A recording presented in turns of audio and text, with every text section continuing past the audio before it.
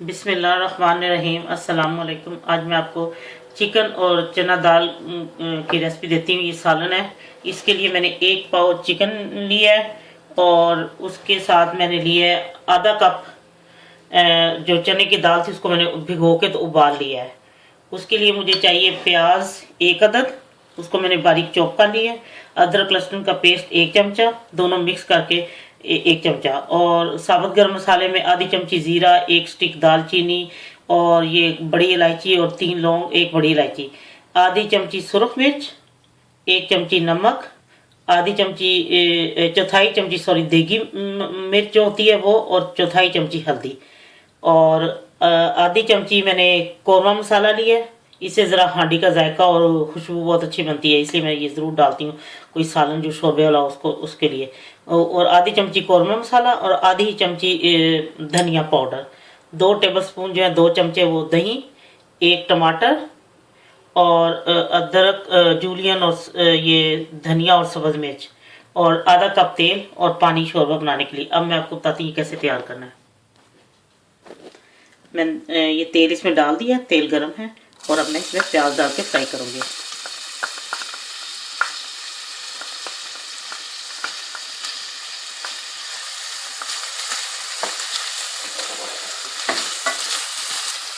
ये प्याज थोड़े फ्राई हो गए। अब मैं अदरक लहसुन का पेस्ट डालूंगी।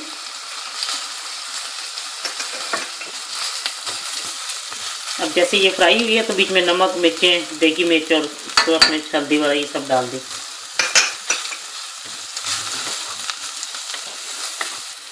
ये नमक मिर्च वगैरह सब कुछ फ्राई हो गया। बीच में साबुत गरम मसाला मैंने डाल दिया है।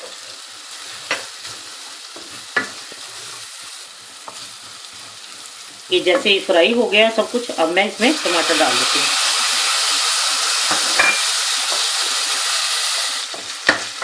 ये अब थोड़ा सा भून चुका है और अब मैं इसमें चिकन डाल दूंगी।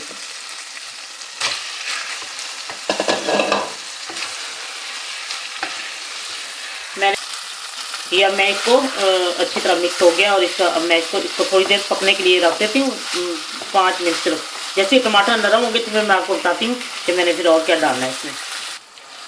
ये अब प्याज भी तकरीबन गल चुके हैं और सब कुछ। अब मैं इसको भून रही हूँ। मैंने तो चिकन विंग्स इस्तेमाल किए हैं। आप जो चीज़ चिकन का जो पार्ट लेना चाहते हैं वो ले लें। ये चिकन विंग्स में मुझे ज़्यादा अच्छा लगता है खाना पकाना, और इसके जायका भी अच्छा होता है। हांडी का भी मज़े का जायका बनता है अगर चिकन विंग्स ले लें। लेकिन अक्सर चीज़ें जैसे पुलाव हो गया है उसमें मैं ज़्यादातर वो लेग पीस इस्तेमाल करती हूँ, लेकिन इसके लिए मैं ज़्यादा सालन के लिए मैं यही चिकन विंग्स का यूज़ करती हूँ। अब मैं इसमें डालूँगी ये कौरमा मसाला और धनिया पाउडर।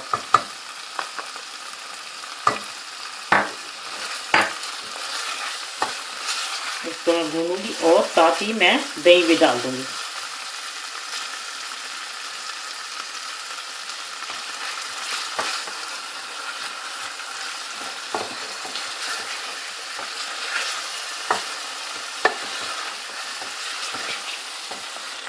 चिकन भून चुकी है, मसाला भी सब कुछ, और अब मैं इसमें चना दाल डालूंगी।